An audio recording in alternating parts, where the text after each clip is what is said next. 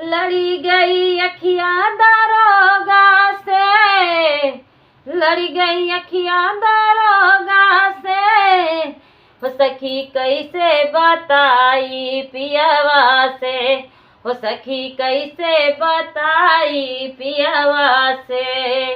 लड़ी गई अखियाँ दरोगा से, लड़ी गई अखियाँ दरोगा से, हो सखी कैसे बताई हम पियवा से, हो सखी कैसे बताई हम पियवा से। सास जानी जई है ससुर जानी जई है, सासू जानी जई है ससुर जानी जई है।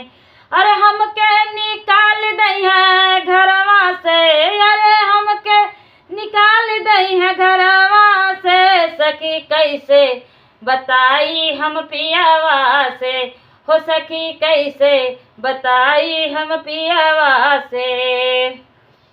लड़ी गई अखियाँ दरोगा से, लड़ी गई अखियाँ दरोगा से, हे सखी कैसे बताई हम पियवा से, हो सखी कैसे बताई हम पियवा से।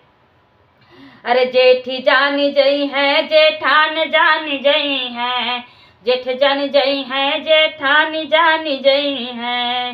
अरे हमके निकाल दई है घरवा से, हमके निकाल दई है घरवा से, सखी कैसे, हो सखी कैसे बताई सजनवा से, हो सखी कैसे बताई सजनवा से।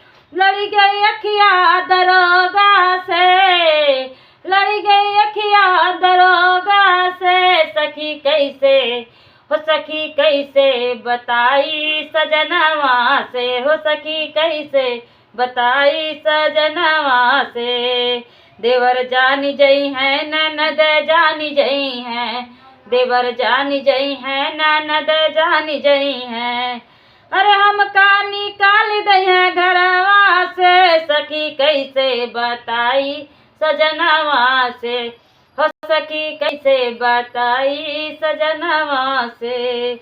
हमके निकाल दई है घरवा से, हमके निकाल दई है घरवा से, हो सखी कैसे बताई सजनवा से, हो सखी कैसे बताई सजनवा से। लड़ी गई अखियाँ दरोगा से, लड़ी गई अखियाँ दरोगा से, हो सखी कैसे बताई सजनवा से, हो सखी कैसे बताई सजनवा से। तो दोस्तों यह गीत कैसा लगा कमेंट बॉक्स में जरूर बताइएगा। धन्यवाद।